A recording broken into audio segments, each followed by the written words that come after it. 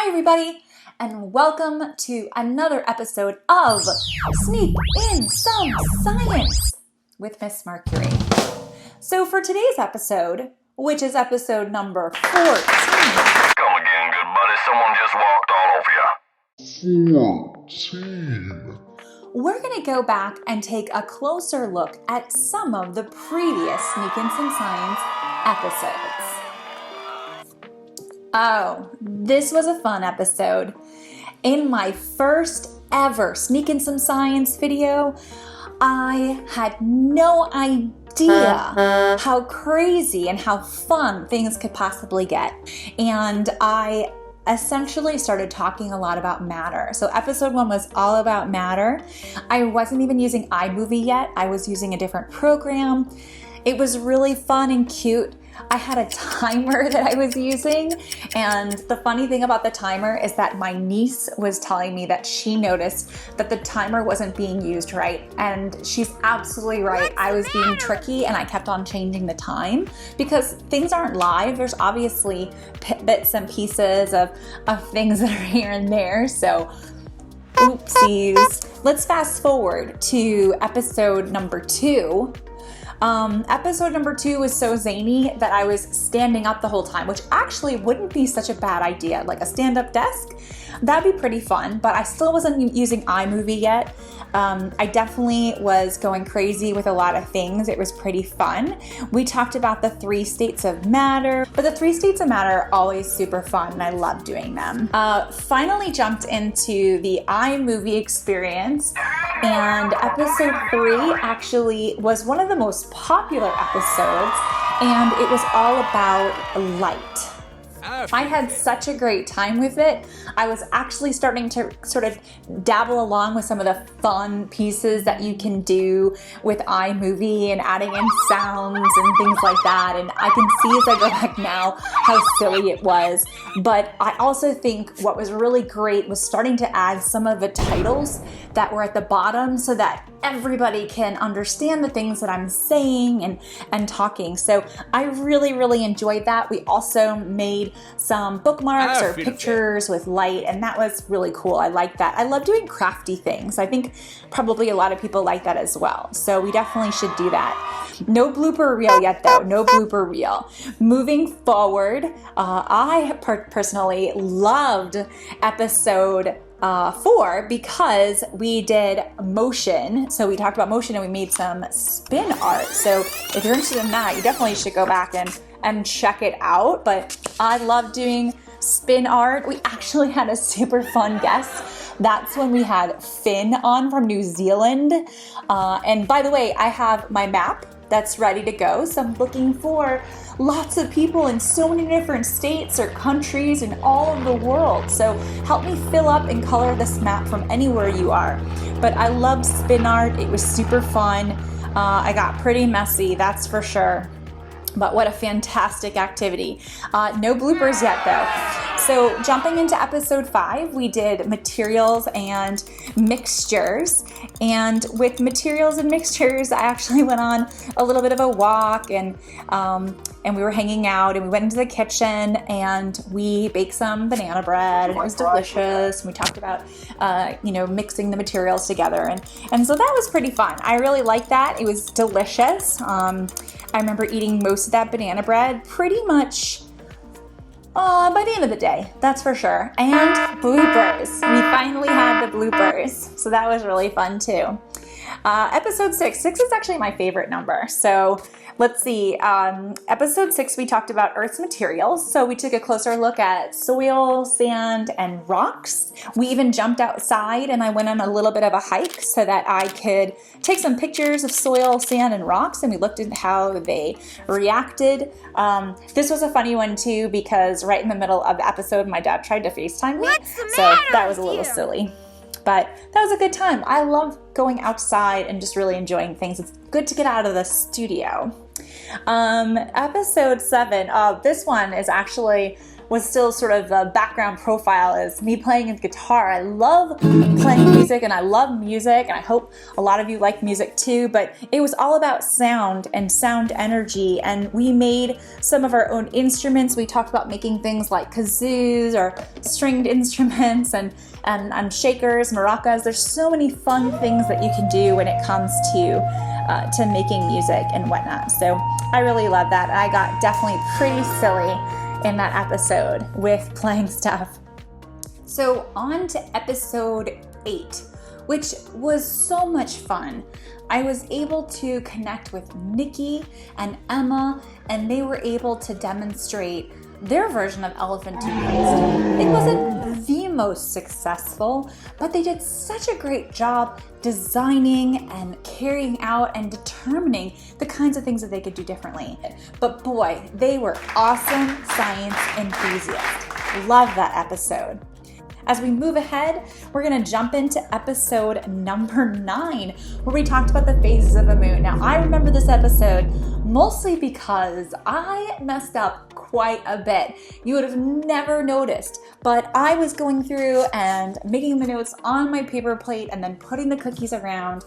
And I ate so many Oreos that day. I felt so sick. So I gotta be careful with these edible activities. So episode 10 was super cool, the science of sports. And I think what I liked about that one most was talking with Carson. And she played softball, and we got to see sort of the science of what the pitch was all about and how you throw it. And I just thought it was so phenomenal, so fascinating how cool it was to watch her play, and I really enjoyed that one. So of course, one of my favorites has to be episode 11, but that's because it's near and dear to my heart. Oh, I was off-site and I went to go see my family, and it was so wonderful, and I got to share an episode all about water balloons with my 2 nieces, Lauren and Morgan.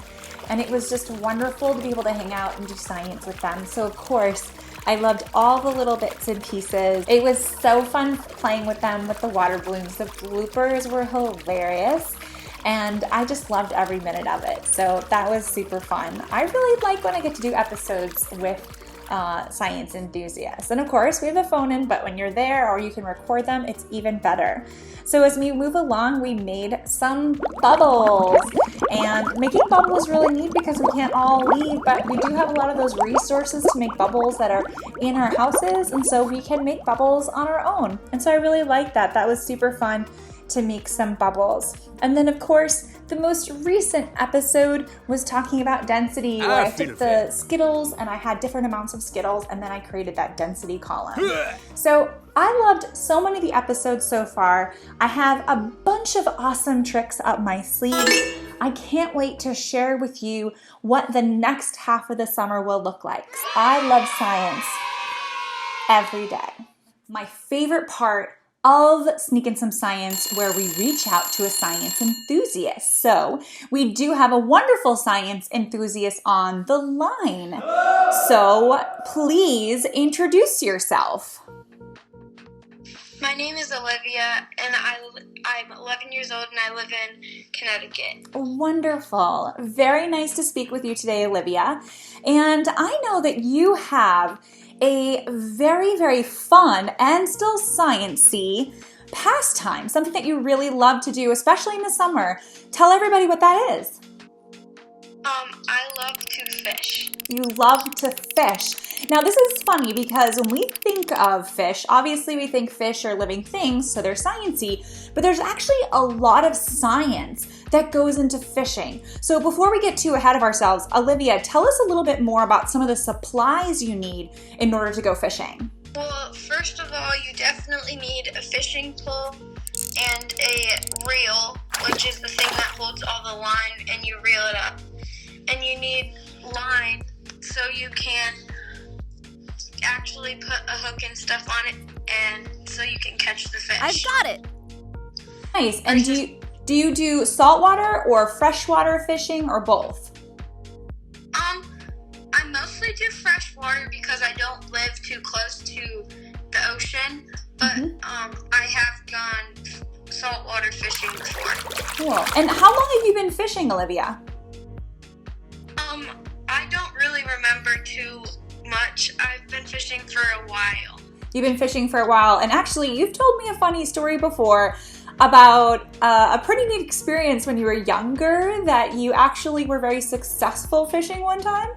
Yeah, one time I was younger and I did this fishing tournament in a local pond, and me and my dad, he casted my rod out, and I won first for my division and like second overall for everybody's age groups.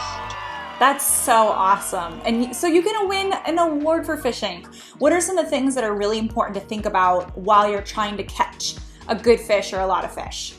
There's different types of lures, like there's ones that swim underwater, or there's ones that swim above the water, like the frog or the mouse. Lures that swim on top of lily pads to mimic like an animal who needs to get out of the way of the open. Or like worms, which are things that are another type of lure that swim under the water, and you like twitch your rod and it makes it look like it's swimming. Sneaky to the fish. I love it. And how do you know where to fish? How do you know where to cast your rod and put that lure down in the water? Are there some places that you know about, or how does that work? You can cast right into the bushes or into the brush that's in the water, and fish like to use that as like a hiding area.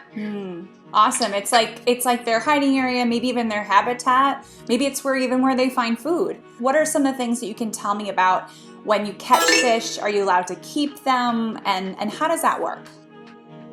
So if you're saltwater fishing, specifically in Cape Cod Canal and Buzzards Bay, there is a striper fish regulation, and it can't be too small, because that will be like almost like the newer fish or the babies. Yeah. So they have to be able to repopulate. That's awesome. Okay. Oh my gosh. I never thought that there could be so much that we don't even know about fishing and how to catch fish and the types of equipment. It's really very, very sciencey. Well, Olivia, I love chatting with you. Let me ask you one more question before we say goodbye. What are you looking forward to most when it comes to back to school? I'm kind of hoping that we actually go back to school, like in the school, so I can like socially distance, see my friends again, and hoping that I can see my new teachers, because this year I'm going to a new school I've never gotten to see before. So I love it. I wish you the best of luck.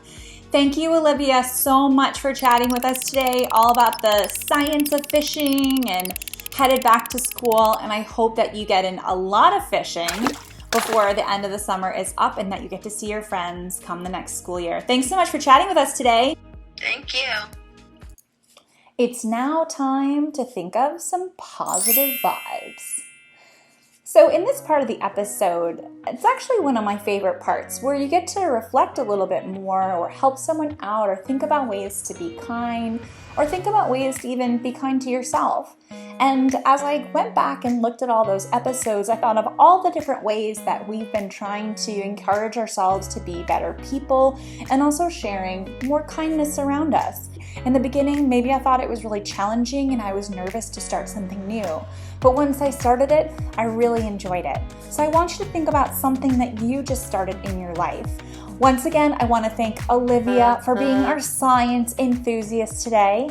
I had a great trip down memory lane with everybody. So until next time, don't forget, sneak in some science. I'll catch you later. Bye. Hi, everybody. Welcome to another. I didn't.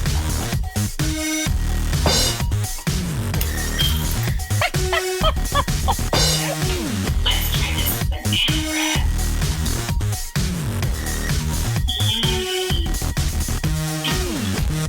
Oh, I got it in my throat. Water.